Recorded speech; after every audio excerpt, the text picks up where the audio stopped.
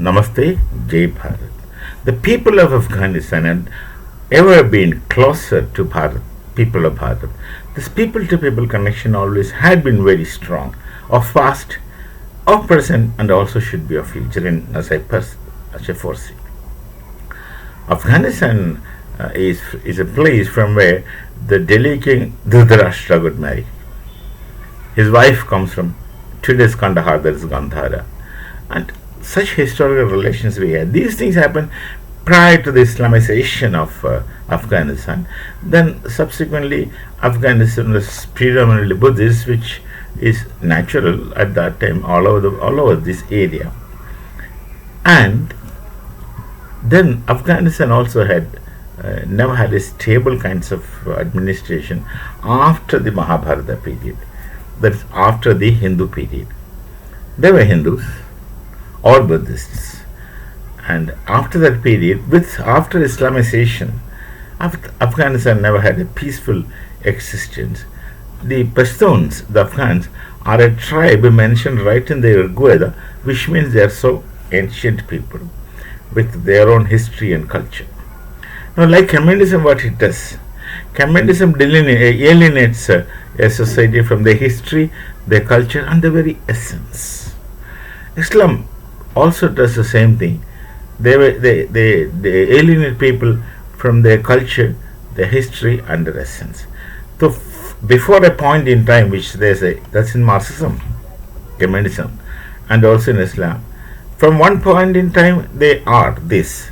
And prior to that point, whatever they are, that's absolutely erased, forgotten, and not asked to remember. So this is what happens in Afghanistan. Then of course we see everyone becomes interested in Afghanistan. The Soviets become interested, and they were turned into communism for some strange reasons. These two things are same characters, Islam and communism, both dominating. So naturally the like poles repel, so they don't coexist. Though Gaddafi tried at some time, but then they can't coexist. They don't, and they did not. So for some time they were dominating Afghanistan, and then the US, and for a considerable period the US left their army there, and all of a sudden, last time when Trump came, he found that's a waste of money and time. Sending our people to die in a foreign land, if I am in some kind of authority, I would never entertain the thought of sending my citizens to some other nation to die for nothing. So this, of course, Trump really realized, and he actually began the withdrawal of US troops from Afghanistan. And after Trump, Biden is a short-sighted, used to be a short-sighted leader, and he had very, very great advisors who mostly advised him to zero in self-destruction. They had advised him to do self-destruction. He had been following that. So subsequently, the entire US troops went back from Afghanistan, and then of course the Taliban comes back in power.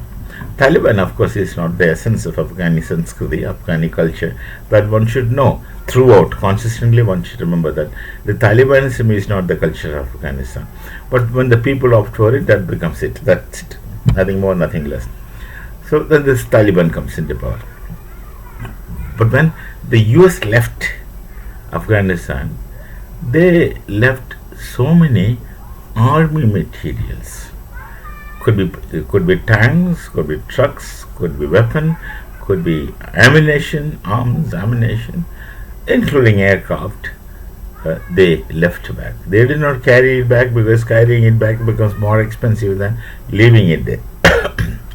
So they did not carry it back. They were left there. And of course, all the usable arms and ammunitions were used by whosoever wanted to use it, and then it went on like that for so many years. The US was out of. Now there's a suggestion from. Suggestion means action. For Trump, suggestion means action. There's a suggestion from US authority that they want all their things back. If they want all their things back, they will come and simply take it. That's it. Nothing more, nothing less again. But then the US they have an Air Force base in Afghanistan. Now, this is not much known to many people. They had a Air Force base in Afghanistan. A base it's about 30 statute mile area, I suppose, or nautical mile area. Nautical mile is not used for lands; it's used mostly for air and sea. But miles there should be statute miles. 30 statute miles square, 30 square statute miles area. In any case, it should be something near plus minus 60 kilometers square kilometers area, where there is a completely established Air Force base. Now, the Air Force base would include starting from quarters to air traffic controls, radars, everything is there. And China's character, as I mentioned before, they don't explicitly come and take things, but then they sneak in. And China had got this thing under the control. Though the Afghan regime refuses that, they say they're under our control, but that US don't believe it, and no one trusts China to that extent. So they have occupied it clearly. Now, definitely, US do not want China to occupy their base, which they left, and China gets everything ready made for them. So there's a possibility that the US soldiers would go back, and it seems that Trump has plans to station some skeleton staff at least.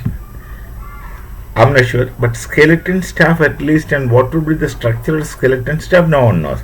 The US will decide to maintain their base, etc. And in future, there's all possibility that US shall have another completely. It doesn't take much time for them to establish a base. They will have a very operational base in Afghanistan, that area. That's a sensitive area, not very far from Bharat, in the sense, not very Bharat from the stolen Kashmir, which Pakistan tries say it's theirs. Of course, Pakistan is not telling that Kashmir belongs to them.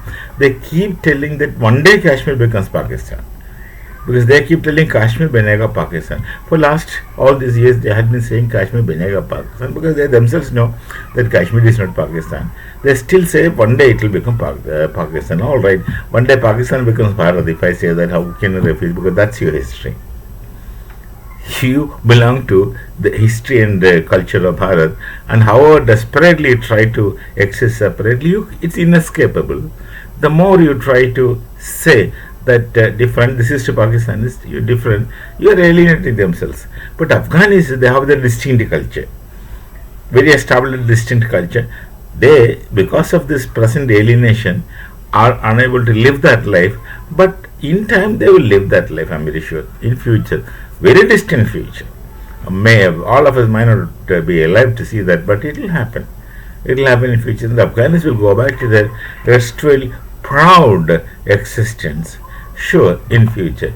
The Europe's domination is almost coming to a standstill in time. So these Asians will have their say in the world as they had in the past.